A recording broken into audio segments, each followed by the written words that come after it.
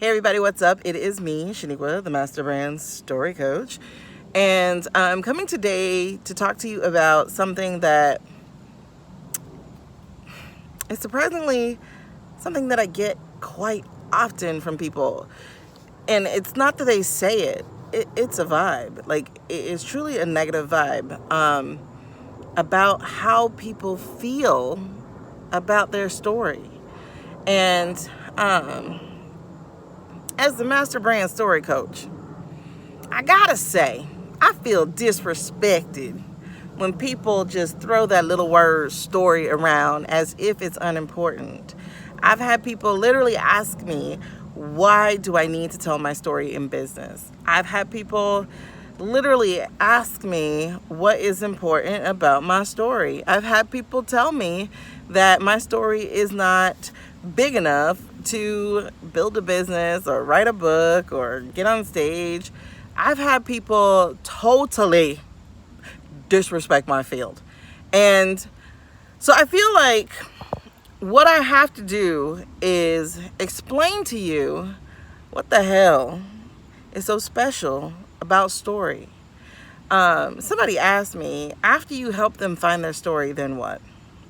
The hell do you mean, then what? Do y'all not realize that story is not a means to an end? Story is the whole thing.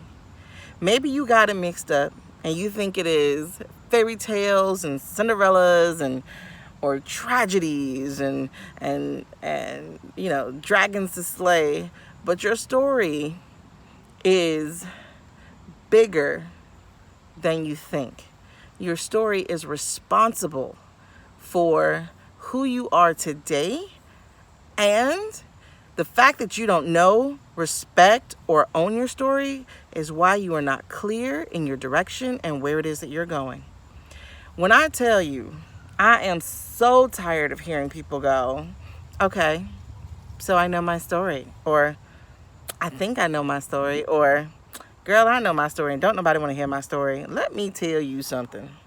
I gotta get comfortable. Your story is everything. It is everything. Yes, I can help you write a book. Yes, I can help you find a story for stage. Yes, I can help you build a business. But until you get comfortable with who you are, where you've been, and what you've been through, you and I ain't got no work to do. And I'm about to get extremely blunt because it's been that kind of day. I don't want people in my space who do not respect who they have been, because the truth is, if you can't respect yesterday, you damn sure don't appreciate today, because today will fade into yesterday. So I need somebody, if you want to be part of my circle, that you really get in that mirror and you own you. Everything that you think is a point of shame, you own it. Because nobody, as Miss Adrienne said, nobody can use your story against you when you know what it is. Case in point. I told y'all my rape story. I've told y'all that when I was 16, I was raped by a boy I thought was my cousin, and it turned me into a mom. I told y'all that. What I was ashamed to talk about for many years after, that I didn't even put in my book, is the fact that after it happened, a year later, when I was 18 and able to go out and able to club, a year later, still being the person who had not dealt with the fallout of what happened to me, still with the person who had not properly grieved the loss of my innocence, still the person who had not fully owned my story, and still the person who had not forgiven myself for being in that position in the first place. I used to go out every single weekend and go pick a prey.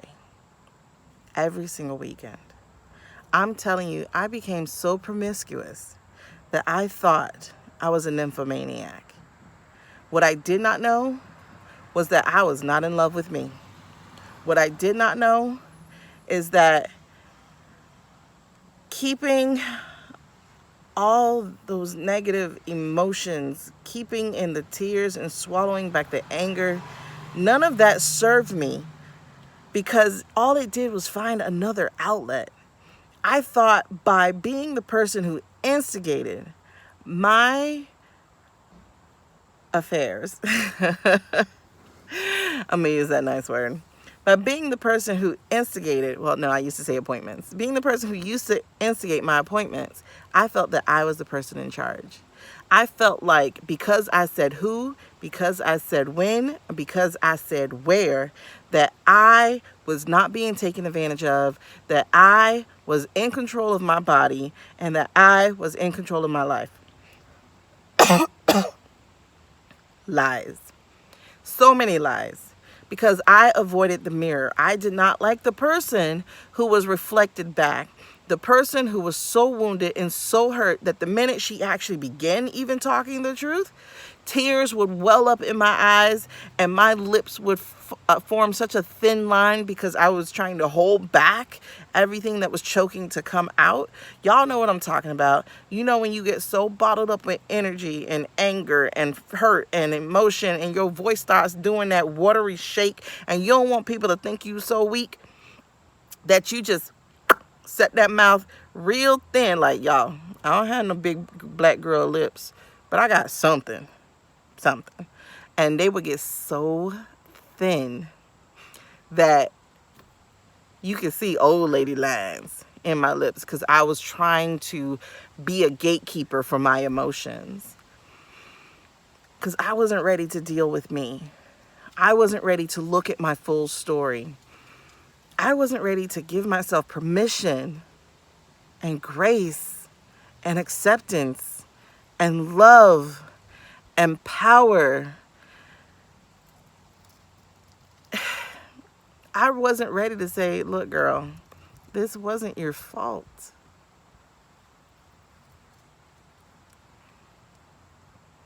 So when I walked around for many years, guys, listen to what I'm telling you.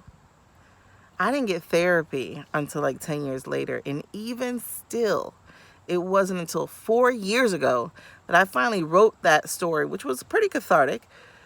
But it wasn't until 4 years ago that I wrote that story. And I still left out the part that I just told you because I was ashamed. And what that meant was I was not owning who I was fully. Guys, I made the best choices I knew how to make at the time. I was trying to heal myself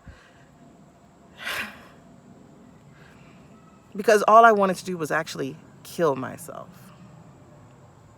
But now I had a life to take care of. And then I had 2 lives to take care of. So if you find yourself in a pattern of repeat, it's because you're not owning your story. If you find yourself lacking clarity as to what your next direction is, it's because you're not owning your story. And your story, guys, does not have to be something tragic. The other part of my story that I never owned was how damn good I was, how freaking great I was, and what a dope ass person I was. I was not fully owning that because I thought I had to be humble. But here's the thing. See, I'm a big believer in somebody who is of great things. So why in the heck, if he made me, why in the heck wouldn't I be great? Why wouldn't I also be great? Right?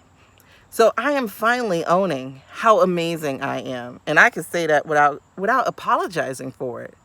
Okay? So I'm telling you, it doesn't have to be tragedy. It could also be because you the bomb.com. Own your god doggone story. And then realize it ain't just a story. That story is the crux of everything. You are who you are today because of who you were yesterday. And so if you don't look back at yesterday and start pulling out those lessons and realizing from where your strength, your growth, and your life has come from, you're going to be stuck.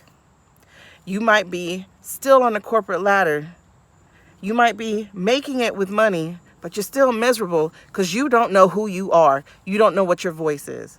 And I'm going to tell you, you're dope, so you need to be dope. on your story.